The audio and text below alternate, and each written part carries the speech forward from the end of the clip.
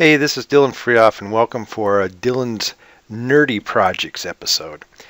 We're going to do a little integration between one of the leading BPM products, Appian, and one of the leading CRM products, Salesforce, and we're going to do this through web services. For this example, we're going to have Appian create a process model that emails us when a new opportunity is created within Salesforce. So let's start by creating the process model in Appian. I'm just going to name it something simple, give it a preface, SFI, send email, default security. We need a parameter to send in, so we're going to want op name. The op name is going to be the opportunity name we're going to pass in from Salesforce. Then we're just going to grab the send mail component. We're going to set it up so it sends from the process, and we're going to send it to the system user, which is defined as my Gmail account, and then we're going to give a subject line, something pretty simple. New op is created, and then finally in the body, we're going to append to just some text. The following op was created in Salesforce, and then we're going to put in a business rule where we pass in the op name that was passed in as the parameter. So let's save that, publish it, and execute it. It's run a course. I'll bring in my email, refresh, and there's the email that it's sent to us having the body, and you see that Salesforce is empty since we didn't pass anything in. Let's just get rid of that email, and the next step is to create a constant that points towards this process model, so we can call it from the web service. We can just give it any old arbitrary name. I like to capitalize my constants just so that I know immediately when I look at them that they're indeed constants. The type is going to be a process model. And the second we select that, now we can choose the process model that we previously made. And we can go and create our web API. In the templates, we're going to select the start or create process and choose that constant that we just created. Give it a name that makes sense. I'm just going to call it SFI WS for web services. Send the email. Now you can leave endpoint blank. It'll just give you a bunch of random characters, but I like putting something that's easy to remember, and we'll just call it send email. Default security. And now you can see that it stubbed out all the Appian code that's going to create this web service. We pass in the body, and let's put a default in there and just test it. So in the process model, the parameter is called op name. So we just, in simple JSON, put the op name equal to whatever we want to pass into the process model. Just this is a test is good. Now when we hit test request, it's actually going to execute the process model and pass that in as the parameter. And to make sure that everything worked correctly, I'm going to look at the monitoring, choose the job that just correctly ran, and if we go and look at the variables, we can see it passed in. This is the test op, so that was correct. I can also go back to my email, drag it in, and you can see that the correct email was sent. So that means Appian's end is all set up, and we can move into the Salesforce end. The first thing that we need to do is set up Salesforce so that we can actually call out to the Appian system. To do this, under security, go to remote site settings, and then hit on the button new remote site. You can give it any arbitrary name. I'm just going to call it central because that's the server I'm hitting. And then the URL is actually just the base URL of the server that you're going to hit. So the next step is to use the developer console to create the Apex function that will call the Appian web service. I'm just going to create a new Apex class, and I'm going to give it just an arbitrary name, call Appian. It really can be anything that you want. The class should be defined as public so that you can call it from other parts within Salesforce. We also need to add the following comment at the beginning: at future callout equals true. If you don't have this, since it's an asynchronous call, the Salesforce function will fail when you try to run it. So you need that. I'm also declaring my send function here as static, and this will allow us to call it from other parts of the application without having to declare a new object to do that. First thing we need to do is set up the HTTP request.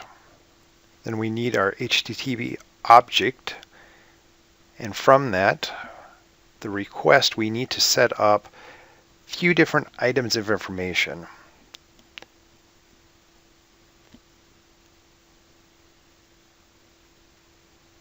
The first one is going to be authentication. Appian uses basic authentication. So we're going to use the blob object, and within there we're going to set the username and password and encode it. So system is the username, and Appian 2020 is the basic authentication password into the Appian server.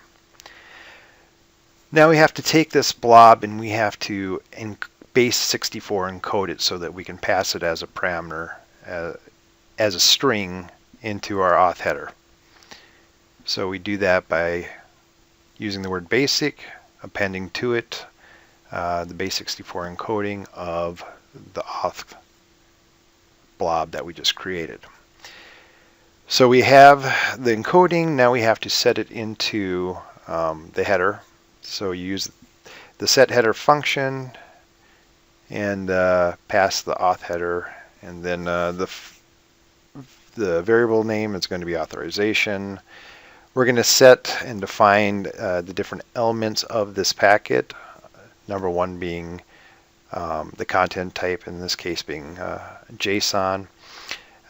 We don't necessarily have to do the next, but if we have some data being returned to us, we have to define that, and that's the acceptance type of the application of JSON. Lastly, we have to set the body, and the body is going to be the JSON string. And for now, I'm just going to hard code.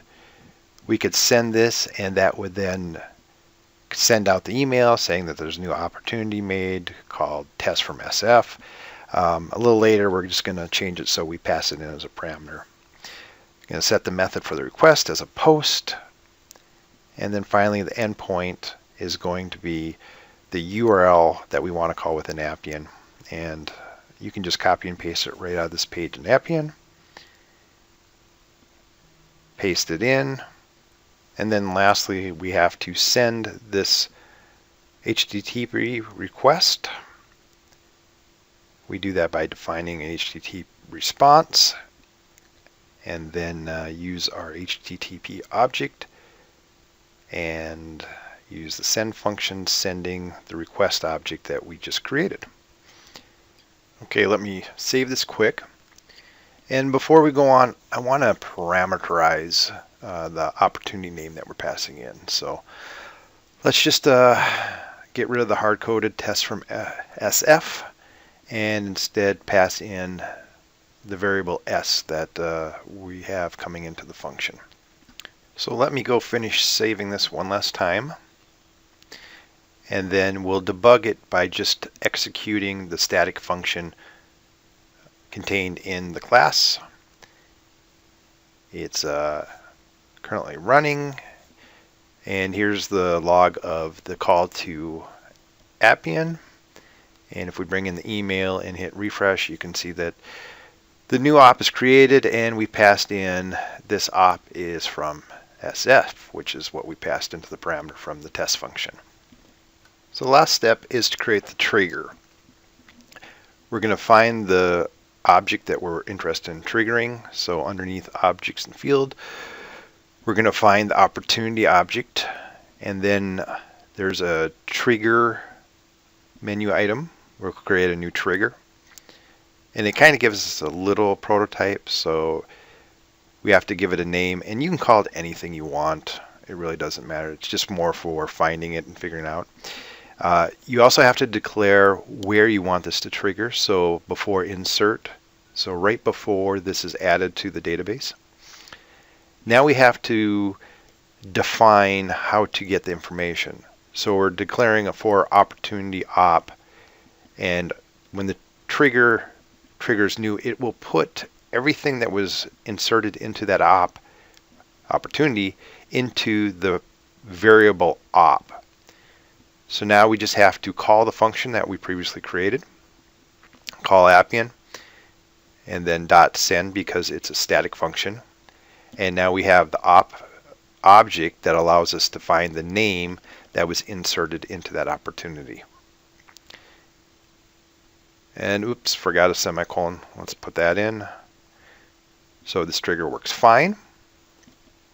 All the code is there. So finally, to test this out, we have an account called Hopkins University. We're going to scroll down and we're going to create a new opportunity on this. And call it dorm remodel, and then we have a few required fields: the close date, let's throw in an arbitrary date, and the stage, and then we can save it. And once we do, we fire the trigger, which then calls Appian and the workflow triggers, and now we have a new email that has the dorm remodel in it. So there you go. That is how to integrate the two products based on web services. Thank you.